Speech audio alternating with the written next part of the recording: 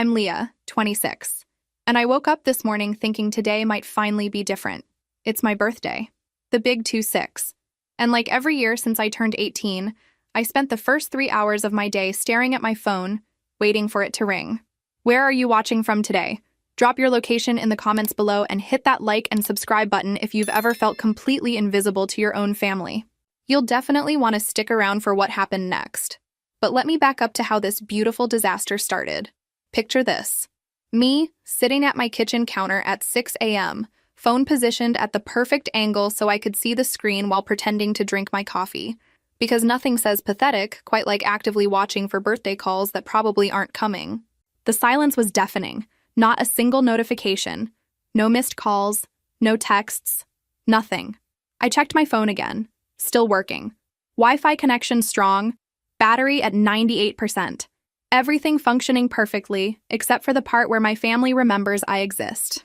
By 8 a.m., I'd moved to the couch, laptop open, pretending to work while obsessively refreshing my messages. My reflection in the black screen showed exactly what you'd expect. A grown woman in her pajamas, holding her phone like it might spontaneously generate the love she'd been craving her entire life. The irony wasn't lost on me. Here I am, a successful marketing consultant with my own apartment in Brooklyn, waiting like a teenager for my parents to acknowledge my birthday. Some things never change, I guess. At 9:30, my phone finally buzzed. My heart literally jumped. This was it. They remembered. It was a notification from my credit card company. Thanks for being a valued customer. Even my bank cared more about me than my family. I laughed out loud at the absurdity. Not a happy laugh. More like the sound you make when you realize you've been playing a game where you're the only participant. But here's the thing about expecting nothing. It prepares you for anything. And what happened next was definitely not nothing. I opened the family group chat. You know, the one where I send holiday wishes and get read receipts but no responses. Today's conversation was buzzing with excitement. 37 new messages since yesterday. My heart sped up. Maybe they were planning something. Maybe this was all an elaborate setup for a surprise.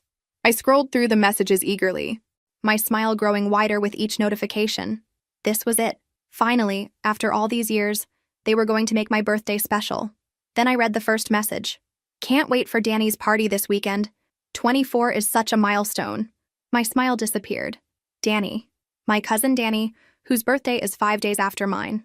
The family favorite who could do no wrong, unlike his perpetually disappointing older cousin. Message after message about Danny's celebration. The venue they'd booked, the cake they'd ordered, the photo montage they were creating, the gift they'd all pooled money to buy him. 23 messages about Danny's birthday plans. 0 about mine. I sat there staring at my phone, watching my family pour love and attention into someone else's celebration, while mine passed by unnoticed. Again. That's when something inside me snapped. Not in an angry way. More like a light switch flipping. A moment of clarity that cut through years of disappointment and false hope. I wasn't going to spend another year begging for scraps of attention from people who clearly had enough love to go around, just not for me. I closed the group chat and opened my banking app instead. The number staring back at me made me smile for the first time all morning. 26 years of saving, working double shifts, and living below my means had paid off in ways my family couldn't even imagine. Time to give myself the birthday present I actually deserved. The number on my screen was beautiful. $247,000. 3 years of emergency fund saving, 2 years of aggressive investing, and 1 very good year in consulting had built something my family knew nothing about. Because here's what they didn't know about their struggling daughter. I'd been quietly building my empire while they overlooked me. By 10 a.m., I was dressed and walking toward the subway. Not to work. I'd cleared my schedule for personal appointments. I had a feeling today was going to be memorable. The family chat kept buzzing with Danny updates. Photos of party decorations being delivered. Screenshots of the custom playlist they'd created for him. Updates about relatives flying in from other states to celebrate. For my 21st birthday, I got a card from CVS that my mom clearly grabbed at the last minute. The price sticker was still on it. The contrast was so ridiculous it stopped hurting. Instead, it felt like fuel. I opened my real estate app and pulled up the listing I'd been favoriting for 3 months. A 2-bedroom apartment in the Hamptons with ocean views and a price tag that would make my parents hyperventilate. I'd been telling myself it was too extravagant, too impulsive, too much for someone like me. But someone like me had been saving responsibly for 8 years while supporting my family whenever they needed just a small loan. Someone like me had built a consulting business that generated 6 figures annually, while they assumed I was barely scraping by. Someone like me was done playing small. I called the listing agent from the subway platform. "Hi, this is Leah about the Hamptons property on Ocean Drive. Is it still available?" "It is. Are you interested in viewing it today?" My family chat pinged again. A photo of the restaurant they'd chosen for Danny's birthday dinner. The same restaurant where I'd begged them to celebrate my college graduation. "Too expensive," they'd said. "Let's just do something simple for you." "Actually," I told the agent, "I'm interested in making an offer. Today. Can we meet in an hour?" The excitement in her voice was immediate. "Absolutely. I'll prepare the paperwork." I hung up and checked the family chat one more time. 49 messages now, all about Danny's celebration. Not one person had even noticed that today was my birthday. In a group chat with 12 family members on the day I was born, I was completely invisible. Perfect. The train pulled into the station, and I stepped on with a strange sense of calm. For the first time in my adult life, I wasn't hoping they'd remember. I wasn't making excuses for their behavior. I wasn't trying to earn love that should have been freely given. I was taking control. The hour-long train ride to the Hamptons gave me time to think. To really think about what I was about to do. This wasn't just buying an apartment. This was buying my independence from a family that had taken me for granted for 26 years. My phone buzzed. For a split second, hope flickered. Maybe someone had finally remembered. It was a text from my bank. Large withdrawal alert. Confirm transaction. I confirmed it and smiled. This was really happening. As the train pulled into my stop, I felt something I'd never experienced before. Excitement about my own birthday. Not the desperate hope for external validation I usually felt, but genuine anticipation for something I was creating for myself. The real estate office was a short walk from the station. Clean, modern, with photos of stunning properties lining the walls. The kind of place my parents would feel intimidated entering. But I walked in like I belonged there, because for the first time in my life, I realized I did. Let me tell you something about being the forgotten child. You become really good at making yourself useful. It's like a survival skill. Have you ever experienced being so consistently overlooked that you started to believe you deserved it? Drop a comment below because this next part might sound familiar. My earliest memory of this pattern was my 8th birthday. My parents threw Danny a surprise party for his 6th birthday 2 months later. Pony rides, bouncy castle, the works. My celebration had been dinner at Applebee's with my grandparents because my parents forgot to plan anything. "Next year will be special," Mom promised. "We just got overwhelmed with work." Next year, I got a bicycle from Target. Danny got a custom-painted bike with his name airbrushed on it. His birthday fell on a better paycheck, Dad explained. The excuses were always reasonable, always logical, always left me feeling guilty for wanting more. By high school, I'd learned to manage my expectations. I planned my own birthday celebrations, invited my own friends, bought my own cake. My parents would show up for the photo ops and leave when it was time to clean up. But here's where it gets really fun. They always needed something right before my birthday. Every single year. Last year, it was Mom's car breaking down 3 days before I turned 25. She needed $2,000, just until insurance sorted everything out. I gave it to her because that's what good daughters do. The insurance check arrived the day after my birthday. Did I get my money back? Cute question. Did my parents acknowledge that my birthday had passed unnoticed while I was helping them? Even cuter. 2 years ago, Dad's business had a cash flow problem the week of my birthday. $4,000 to save the family company. My celebration became a pizza in my apartment while my parents worked late, stressed about money I'd given them to solve problems they'd created. The pattern was so predictable I could have set a calendar by it. Crisis before birthday. Money requested. Birthday forgotten. Gratitude nowhere to be found. But Danny's birthdays were sacred. Every family member contributed to his gift fund. Every relative cleared their schedule. Every detail was planned with military precision because family is everything. And we have to celebrate the important moments. Apparently, my important moments weren't that important. The thing about being consistently undervalued is that it teaches you 2 things. First, you're incredibly resilient. Second, you're probably worth more than anyone is giving you credit for. I'd been proving the second point quietly for 3 years. While my family assumed I was struggling to make rent, I was actually investing in mutual funds. While they thought my consulting work was just freelancing, I was building a client base that included Fortune 500 companies. When they asked about my finances, I learned to downplay everything. "Things are tight, but I'm managing," became my standard response. It kept them from asking for larger amounts and let me maintain my privacy, but it also meant they had no idea who I'd become. The woman sitting in this real estate office, reviewing purchase documents for a $240,000 Hamptons apartment, was not the struggling daughter they pictured when they thought of me at all. That realization was both liberating and heartbreaking. I'd outgrown their perception of me so completely that we were essentially living in different realities. They saw failure, I'd built success. They saw neediness, I'd developed independence. They saw someone who should be grateful for scraps. I'd become someone who could afford to walk away entirely. The real estate agent returned with documents spread across her desk like a feast. "Everything looks perfect for a cash purchase," she said. "We can close by the end of the week if you're ready to proceed."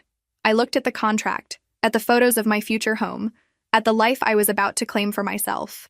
26 years of birthday disappointments had led to this moment, and for the first time in my life, I was grateful for every single one of them, because they'd taught me the most valuable lesson of all. The only person you can count on to make your dreams come true is yourself. The apartment was even more beautiful in person.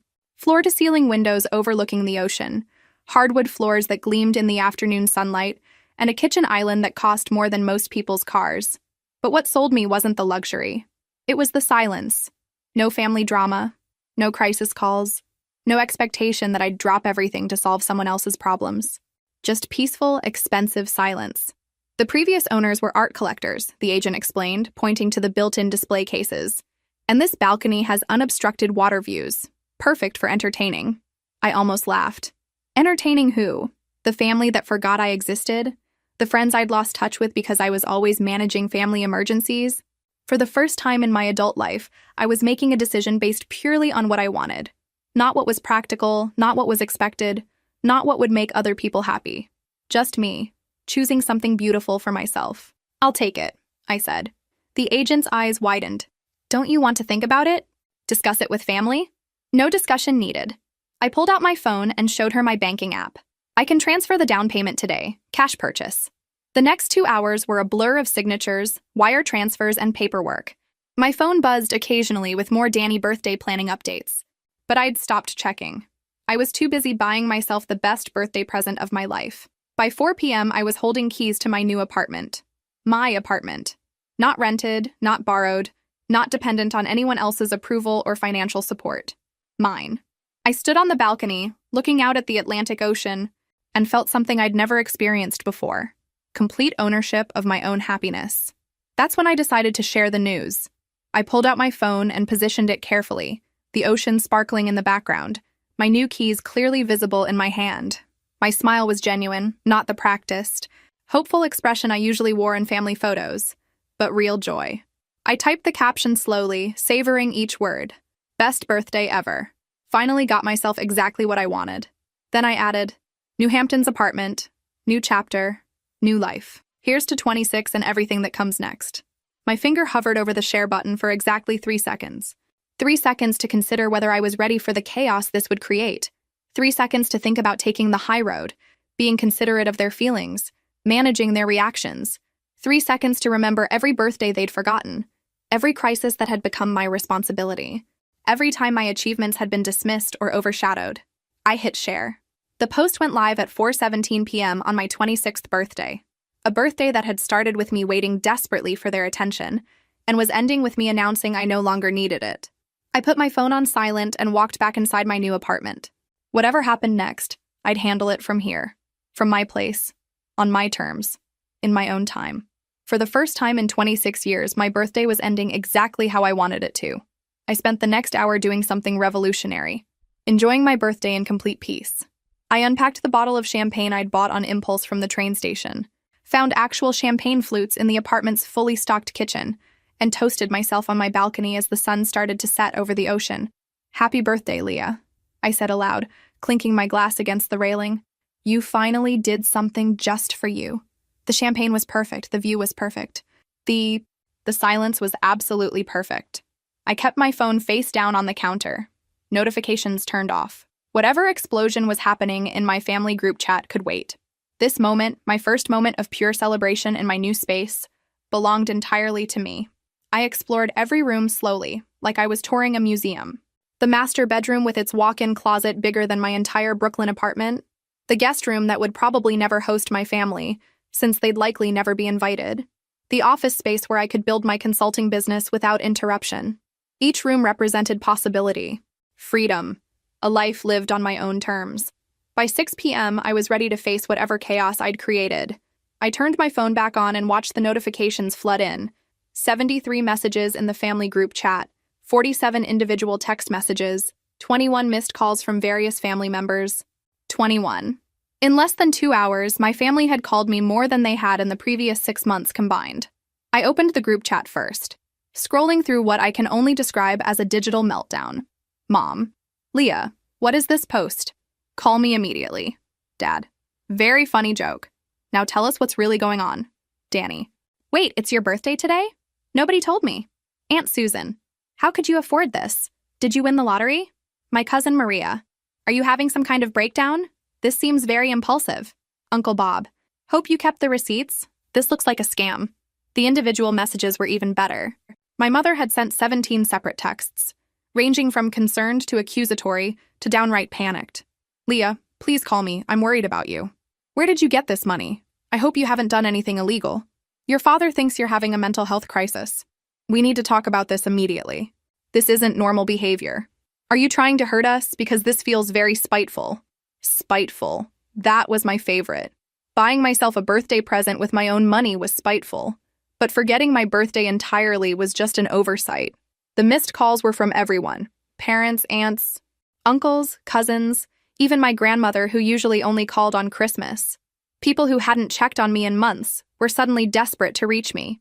It was almost funny how predictable it all was. Ignore me completely when I'm hoping for attention, then overwhelm me with attention when I stop asking for it. But here's what they didn't understand. Their panic meant nothing to me now. I wasn't the same person who would have dropped everything to reassure them, explain myself, or manage their emotions. I was sitting in my Hamptons apartment, sipping champagne and watching the sunset, completely unbothered by their crisis. I scrolled through a few more messages, noting how many people suddenly remembered my birthday existed, now that I'd made a public announcement about celebrating it myself. Happy birthday, honey! Can't wait to hear all about this apartment. From my aunt who'd driven past my Brooklyn apartment hundreds of times without stopping by. So proud of you for treating yourself. We should definitely visit soon. From my cousin who'd never once invited me to anything. The transparent opportunism was almost insulting. These people wanted access to my new lifestyle, not a relationship with me. I finished my champagne and started typing my response. Not to the individual messages. Those could wait indefinitely. To the group chat, where everyone could see exactly where I stood. My message was going to be clear, polite, and absolutely final. But first, I poured another glass of champagne. Big moments deserve proper celebration. I crafted my response carefully, editing it 3 times before I was satisfied. It needed to be polite enough that they couldn't claim I was being cruel, but firm enough that they understood this wasn't negotiable. Hi, everyone. Thank you for all the birthday wishes. To answer the question everyone seems to be asking, yes, this is real. Yes, I can afford it. Yes, I'm perfectly fine. I've been saving and building my consulting business for years.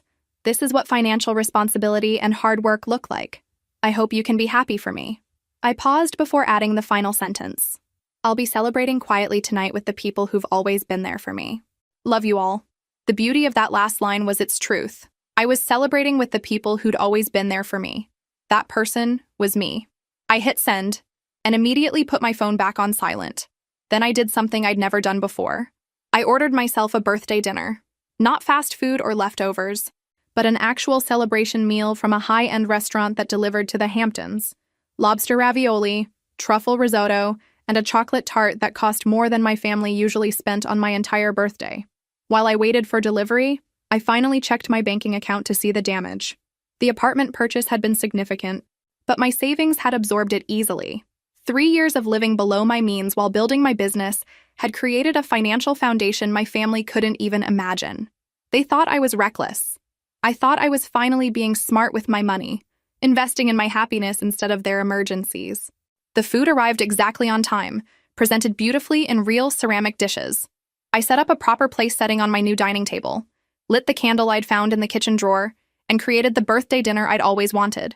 Just me, my ocean view, and absolutely zero family drama. It was perfect. As I ate, I reflected on how different this felt from every other birthday I could remember. No anxiety about whether anyone would call. No disappointment when they didn't. No desperate gratitude when they finally remembered at the last minute. Just quiet satisfaction with my own company and my own choices. Around 8 p.m., I turned my phone back on to check the time and saw that the family chat had exploded into chaos. Apparently, my polite response had not provided the reassurance they'd wanted. The messages ranged from confused to angry to borderline accusatory. People were questioning my mental state, my financial decisions, and my motives. Some were demanding explanations. Others were expressing hurt that I hadn't told them about my success. But the most telling responses were from the people who were suddenly interested in visiting, contributing to my happiness, being part of my new life. Where had all this enthusiasm been for the past 26 years? I scrolled through it all with the detached interest you might show a reality TV show about strangers. These people's opinions about my choices mattered exactly as much as I decided they mattered. And I decided they mattered not at all. I closed the group chat and opened my individual messages. The missed calls had increased to 38. My mother had sent 29 separate text messages, progressing from worry to anger to something approaching hysteria. Her latest message made me laugh out loud. "If you don't call me back in the next hour, I'm driving to Brooklyn to check on you." Good luck with that, I thought. I'm not in Brooklyn. I finished my birthday dinner, cleared my dishes, and poured one final glass of champagne. Tomorrow, I'd deal with the fallout. I'd have conversations, set boundaries, and make it clear that this new version of me was here to stay. But tonight was still my birthday, and I was going to end it exactly as I'd started my new life, on my own terms. I walked out onto my balcony, champagne in hand, and watched the stars reflect off the ocean. 26 years old, financially independent, emotionally free, and finally celebrating myself the way I deserved. It had been the best birthday of my life, and I'd given it to myself. From now on, every birthday would be exactly this good, because I'd finally learned the most important lesson of all. The only person responsible for my happiness was me, and I was excellent at that job. I woke up at 9 a.m. feeling more rested than I had in years. No alarm clock, no crisis calls, no immediate need to check my phone for family emergencies that somehow always became my responsibility.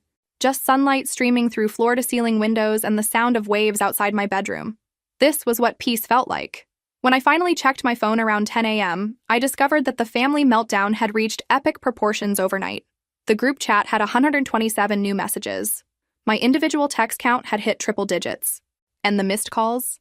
23 missed calls from various family members between 6 p.m. yesterday and 8 a.m. this morning.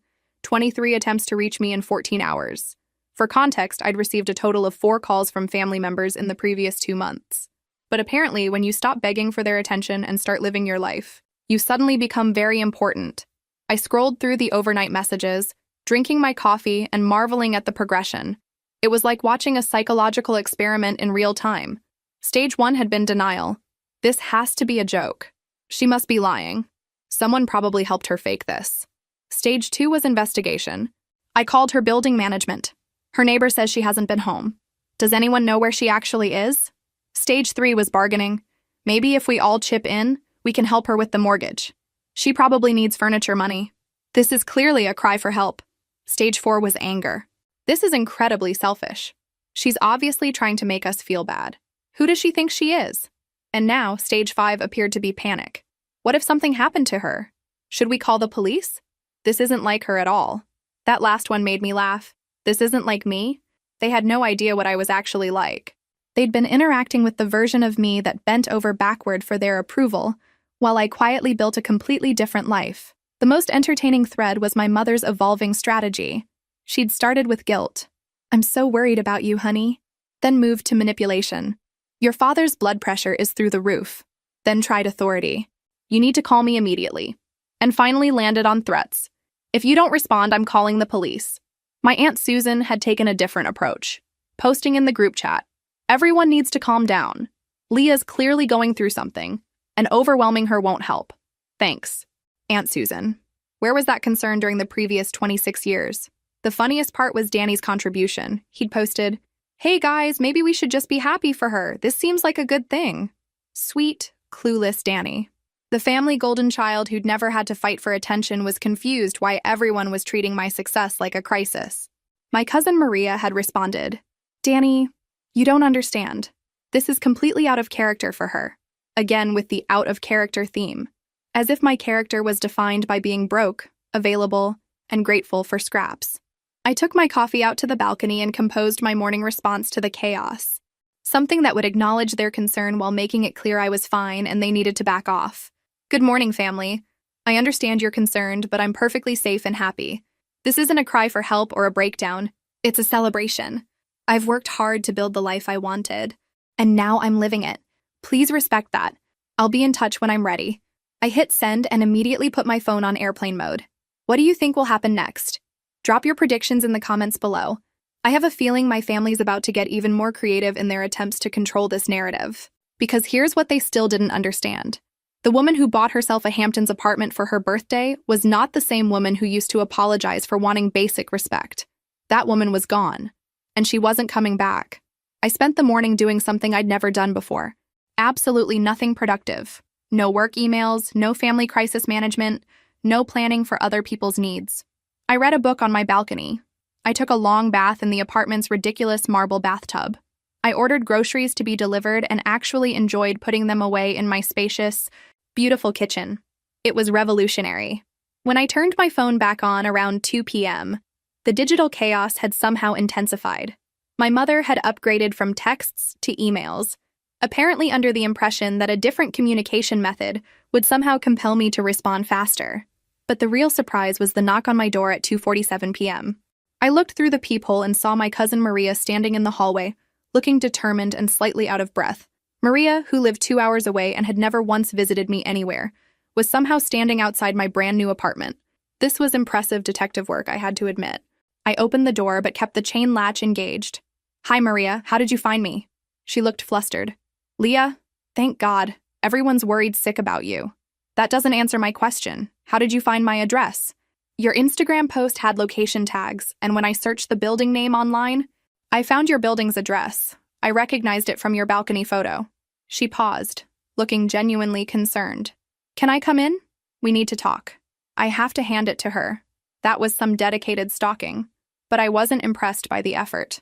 "Actually, no, I'm having a peaceful day, and I'd like to keep it that way." Maria's expression shifted from concern to frustration. "Leah, this is ridiculous. Everyone's freaking out. Mom called my mother crying, saying you'd had some kind of breakdown. I bought myself a birthday present with my own money. If that constitutes a breakdown, your definition needs work." "A birthday present?" Her voice got higher. "This is a $250,000 apartment." "Correct." "And?" She stared at me like I'd grown a second head. "And normal people don't just buy apartments on impulse? Especially not when their family doesn't even know they have that kind of money." There it was. The real issue. Not that I'd made a large purchase, but that I'd made it without their knowledge or approval. "Maria, I'm 26 years old. I don't need permission from my family to make financial decisions. But this is so unlike you. You've never been impulsive or flashy or—" She gestured helplessly at my apartment. "This." I smiled. "You're right. I've never been like this around you. That doesn't mean I've never been like this." The confusion on her face was almost comical. She was trying to reconcile the responsible, self-sacrificing family member she knew with the woman who'd bought herself a luxury apartment without consulting anyone.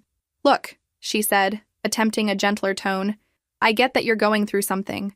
Maybe work has been stressful or you're feeling left out because of Danny's birthday planning." "Stop." My voice was quiet but firm. "Don't do that." "Do what?" "Don't create a narrative where my success is actually a symptom of my problems.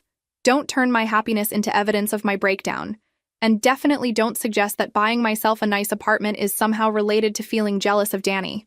Maria stepped back, clearly not expecting that level of directness from me. "I'm not jealous of Danny," I continued. "I'm not having a breakdown. I'm not crying for help.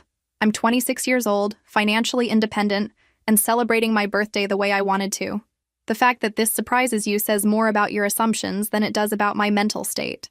"But Leah—" "But nothing. I appreciate your concern, but it's unnecessary. I'm fine. Better than fine, actually." She stood there for a moment, clearly struggling with what to say next. The script she'd prepared for this conversation apparently hadn't included the possibility that I was genuinely happy. "Everyone's worried," she finally repeated, as if saying it again would make it more compelling. "Then everyone can call me directly and have an adult conversation instead of sending representatives to track me down." Maria's frustration was finally showing. "We tried calling you. You're not answering anyone." "Because I'm enjoying my birthday weekend in peace." Revolutionary concept, I know. I started to close the door, then paused. Maria, tell everyone I said thank you for finally caring where I am and how I'm doing. It's been 26 years, but better late than never. I closed the door gently but firmly, leaving her standing in the hallway with her concern and her confusion.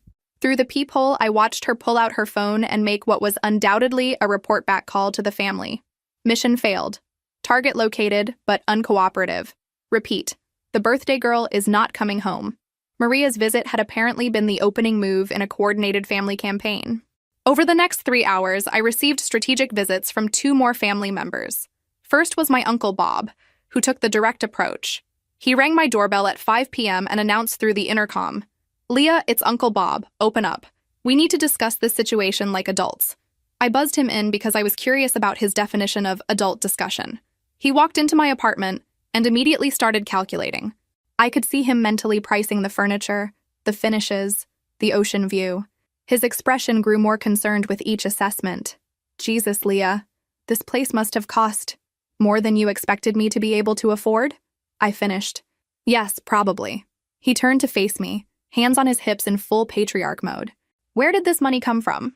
The audacity was breathtaking. Excuse me? I'm serious. Yesterday your mother thought you were struggling to make rent. Today you're living in a palace. That kind of money doesn't just appear. I leaned against my kitchen counter, arms crossed.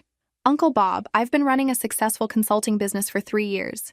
I've been saving aggressively and investing wisely. The money came from work. You know, that thing people do to earn income. What kind of consulting? His voice had that suspicious edge people get when they are looking for evidence to support their existing beliefs. Marketing strategy for tech companies. I help startups scale their customer acquisition processes. It pays very well when you're good at it. He looked around my apartment again, skepticism written across his face. And you never mentioned this because nobody ever asked. When was the last time anyone in this family inquired about my career goals or business plans or financial situation outside of assuming I needed help? The silence stretched long enough to prove my point. Look, he finally said, switching tactics. Even if everything you're saying is true, this was still a poor decision. Real estate is an illiquid investment. You've tied up all your capital in one asset. What if you need cash for an emergency? I almost laughed. You mean like all those emergencies I've been handling for this family for the past 8 years? That's different. Family helps family. Right. And when was the last time family helped me? Another long silence.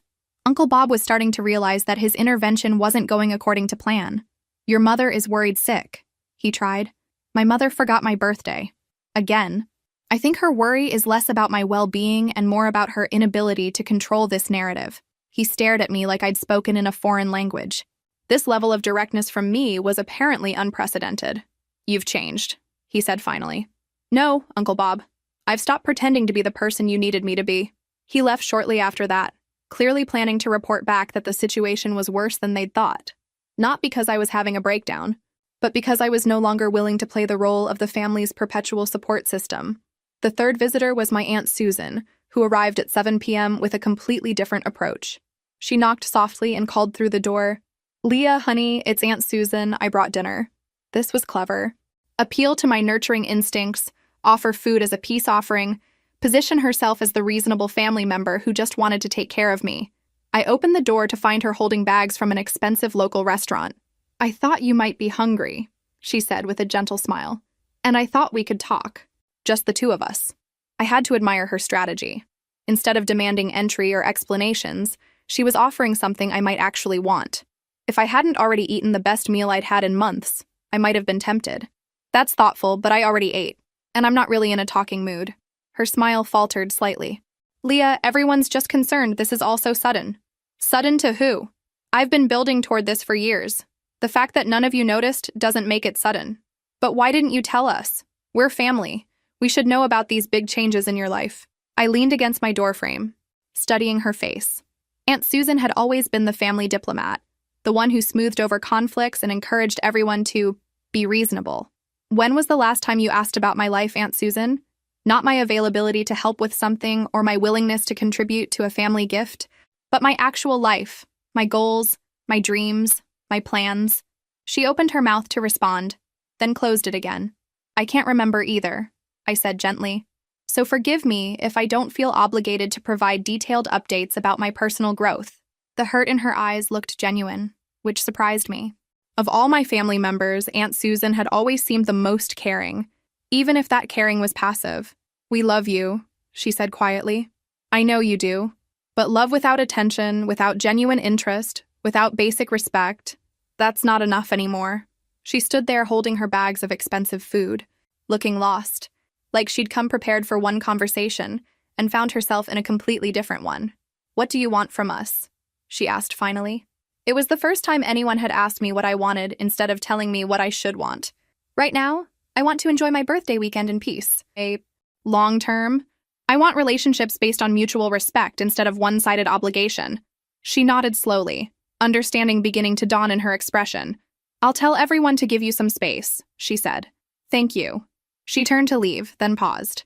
"Leah, happy birthday. I should have said that yesterday." It was a small gesture, but it was the first acknowledgement I'd received that someone understood the real issue here. After she left, I sat on my balcony with a glass of wine, watching the stars come out over the ocean. 3 family interventions in one afternoon, and I was still here, still happy, still certain I'd made the right choice.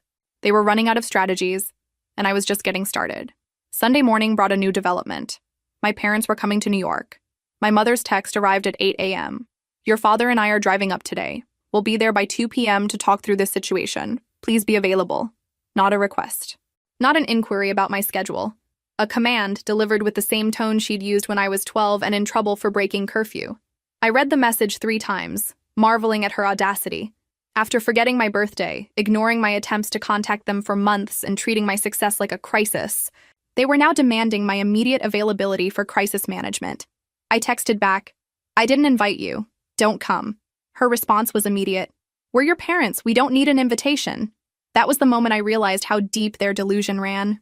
They genuinely believed they had unlimited access to me, regardless of my wishes, because biology gave them permanent rights to my time and attention. I called my doorman. "Hi, this is Leah in 4B. I'm expecting some unwelcome visitors this afternoon. Under no circumstances should you allow Robert or Patricia Mitchell access to the building or information about my whereabouts." "Of course. Miss Mitchell, should I call you if they arrive?" "Please. But don't feel obligated to be polite about turning them away." "Understood." At exactly 2:07 p.m., my phone rang. "Miss Mitchell, there's a Robert and Patricia Mitchell here demanding to see you. I've explained that you're not accepting visitors, but they're persistent." I could hear my mother's voice in the background. "This is ridiculous. We're her parents. Tell them I'm not home and you don't know when I'll return. If they want to wait in their car, that's their choice." "Will do." I watched from my balcony as my parents circled the block in Dad's pickup truck, looking for alternate entrances or ways to bypass building security. It was almost entertaining, watching 2 adults in their 50s behave like teenagers trying to sneak into a concert. They parked across the street and settled in for what was clearly intended to be a siege. Dad had brought a thermos. Mom had her phone ready for what I assumed would be a barrage of guilt-inducing messages. She didn't disappoint. 2:15 p.m. "We can see your balcony. We know you're home." 2:18 p.m. "This is embarrassing for everyone. Just come down and talk to us like an adult." 2:23 p.m. "Your father drove 4 hours to see you.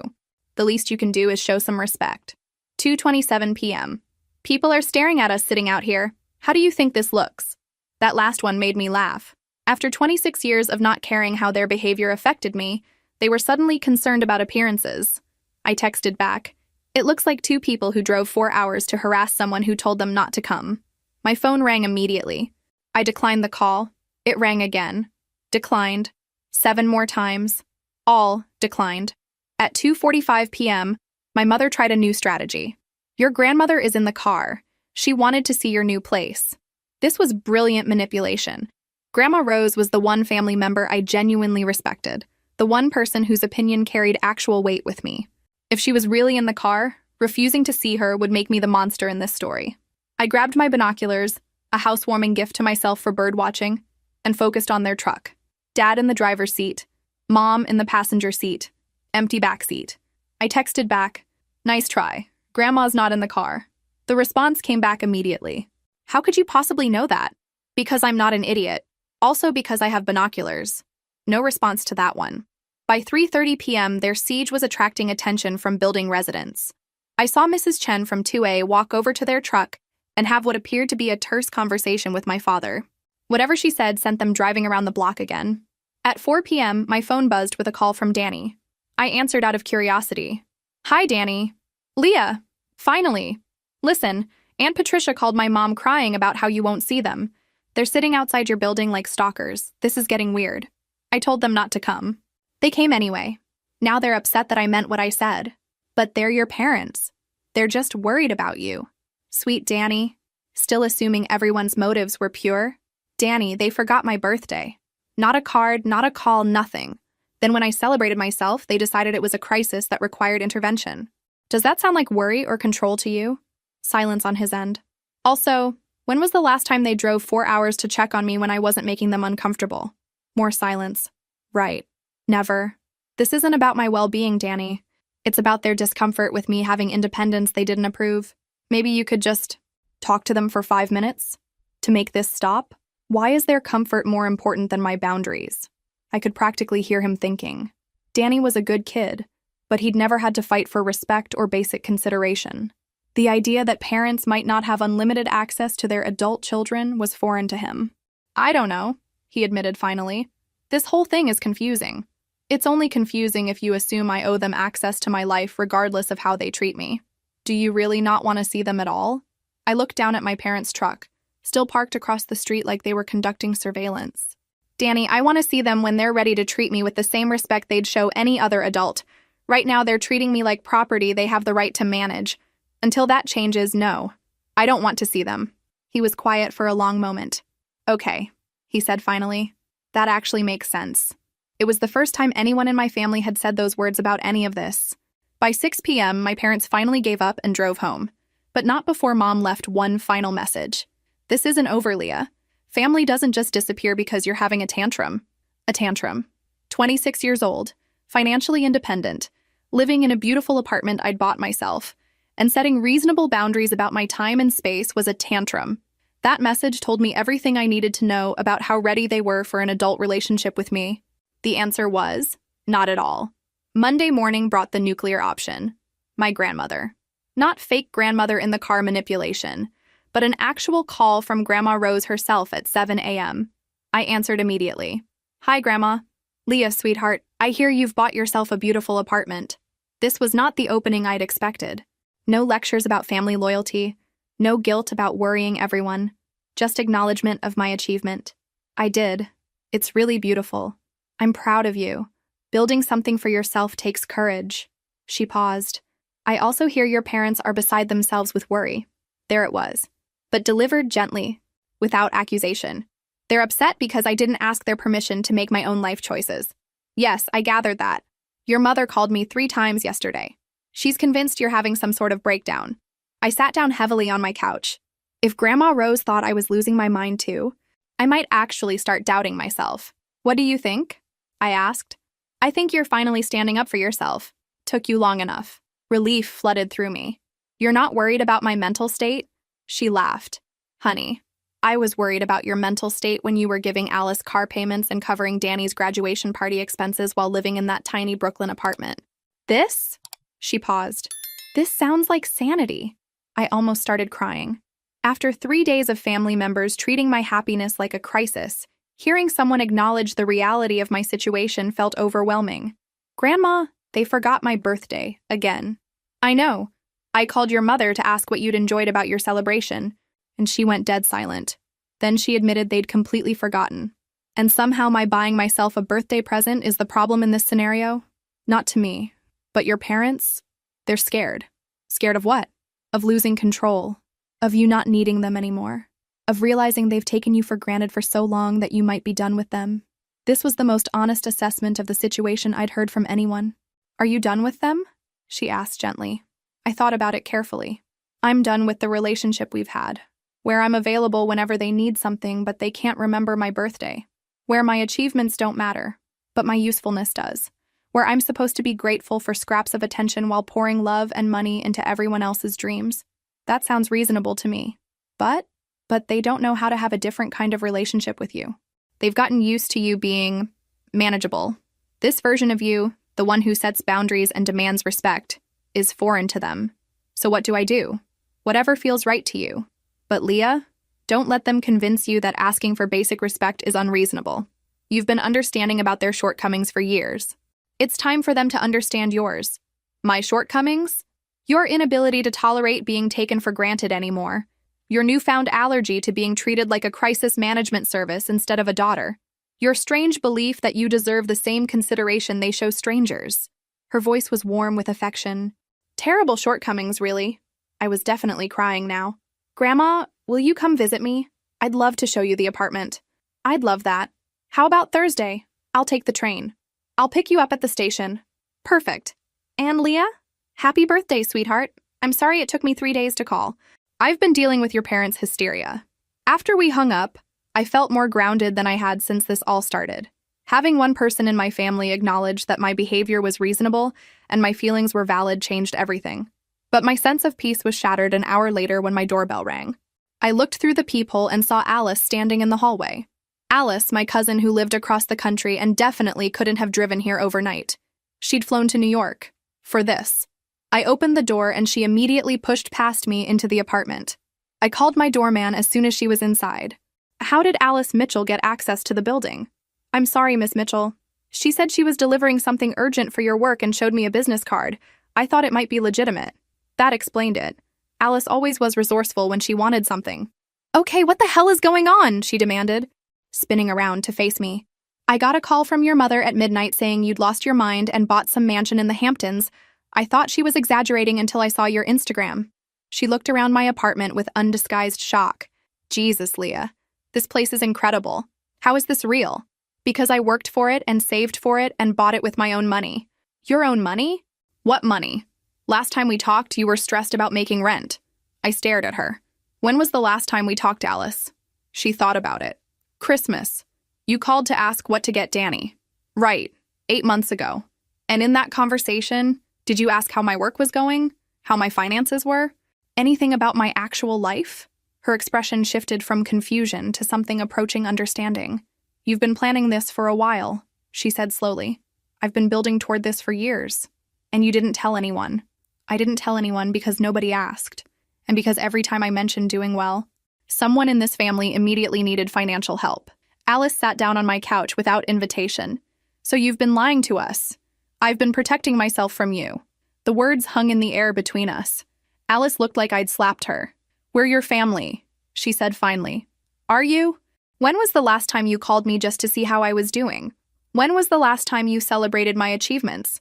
When was the last time you offered to help me with anything? She couldn't answer any of those questions. Alice, I've been the family ATM for 8 years. Always available when someone needed money. Never included when someone had good news to share. Do you know how exhausting it is to love people who only remember you exist when they need something? We don't. You do. All of you. You love what I can do for you. You don't love me. She stared at me, tears forming in her eyes. That's not true. Prove it. Tell me one thing you know about my life that isn't related to my availability to solve your problems. The silence stretched so long it became painful. I thought so, I said gently. Alice, I don't hate any of you, but I'm done being taken for granted. I'm done being everyone's solution and no one's priority. She wiped her eyes. So what now? You just disappear from the family? I disappear from the version of this family where I'm useful but not valued. If you want a relationship with the version of me who has boundaries and self-respect, I'm here. But the old me, the one who said yes to everything and asked for nothing, she's gone. Alice stood up slowly. I need to think about this. Take all the time you need. After she left, I called the doorman. Hi, it's Leah. Can you please add Alice Mitchell to the list of people who shouldn't be given access to the building? Of course. Anyone else? I thought about it. Actually, let's just say no one gets access without my explicit permission. No exceptions. Understood. I was done with surprise interventions. From now on, my family could earn access to my life the same way everyone else did, by treating me with respect and asking politely. Revolutionary concepts. Apparently. Thursday arrived with perfect autumn weather and the best visitor I could have asked for. Grandma Rose, carrying a small overnight bag and wearing the same mischievous smile I'd inherited. I picked her up at the train station, and she spent the entire drive to my apartment asking intelligent questions about my business, my plans for the space, and my emotional state. Not once did she mention my family's concerns or suggest I needed to manage anyone else's feelings about my choices. "This is gorgeous," she said as I gave her the full apartment tour. "You have excellent taste. And this view?" She stood on my balcony, looking out at the ocean. "Your grandfather would have loved this. He always said the best investment was in your own happiness." We settled in my living room with tea and the homemade cookies she'd brought. "Now," she said, "tell me everything. Not the sanitized version you've been giving everyone else. The real story." So I did. I told her about years of forgotten birthdays and one-sided relationships, about being treated like a family service instead of a person, about quietly building my business while everyone assumed I was struggling, about finally reaching the breaking point and choosing myself for once. She listened without interruption, occasionally nodding or making small sounds of understanding. "And how do you feel now?" she asked when I finished. "Free. Guilty about feeling free, but free. Good. You should feel free. Do you know what your biggest mistake was in all of this?" I braced myself. "What?" "Waiting until you were 26 to stand up for yourself. I was hoping you'd figure this out years ago." I laughed, relief flooding through me. "You're not going to lecture me about family loyalty? Honey, loyalty is a two-way street. You've been loyal to people who've taken that loyalty for granted. There's nothing noble about enabling bad behavior." She sipped her tea thoughtfully. "Your parents called me again this morning. They want me to convince you to come to your senses." "What did you tell them?" "I told them their daughter had finally come to her senses and it was about time." She smiled. They didn't appreciate that perspective. Over dinner, she shared stories about my grandfather and his struggles with his own demanding family. "He used to say that the people who love you want you to be happy, even when your happiness looks different than what they planned for you. And the people who don't? They want you to be useful. There's a difference." Friday morning, I got a text from my mother. "Grandma Rose says you're doing well. We'd like to try having a conversation. Would you be willing to talk?" For the first time in a week, the message didn't demand my immediate availability or assume I owed them my time. It was an actual request. I showed it to Grandma Rose over breakfast. "Progress," she said. "Small steps, but progress." I texted back, "I'm willing to have a conversation when you're ready to discuss our relationship as adults. That means no lectures about my life choices, no assumptions about my motivations, and no demands for access or explanations I don't choose to give." The response came an hour later. "Okay, would Sunday work?" I agreed to meet them for coffee at a neutral location. Not my apartment, not their house, somewhere public where we could have an adult conversation without the emotional baggage of familiar settings. Sunday afternoon, I sat across from my parents at a coffee shop, noting how uncomfortable they looked. They seemed smaller somehow, less certain of their authority. "You look good," Mom said carefully. "Happy?" "I am happy." Dad cleared his throat. "We owe you an apology, several apologies. This was unexpected. We forgot your birthday," Mom continued. "Again. And instead of apologizing, we made your celebration about our discomfort. That was wrong." I nodded but didn't speak. I wanted to see how far this acknowledgement would go. "We also realized," Dad said slowly, "that we don't know much about your actual life, your business, your goals, your achievements. We've been treating you like you were still 18 and needed our management. You've been treating me like a resource," I said gently. "Someone who could solve problems but didn't have any interesting problems of her own." They both flinched. "We want to do better," Mom said. "If you'll let us try." I studied their faces, looking for signs of genuine understanding versus strategic positioning for access to my new lifestyle. What I saw was two people who looked genuinely shaken by the realization that they'd nearly lost their daughter through their own neglect. "Here's what I need," I said. "I need you to see me as an adult with my own life, not an extension of yours. I need you to be interested in my achievements, not just my availability. I need you to remember my birthday without me having to remind you." "We can do that," Dad said. "And I need you to understand that my success isn't a crisis requiring your management. I need you to be proud of me for building something good for myself." Mom's eyes filled with tears. "We are proud of you. We didn't know how to show it." "Learn." They both nodded. "And one more thing," I added. "I need you to understand that my apartment isn't an open invitation for family visits. My space is my space. You're welcome when you're invited."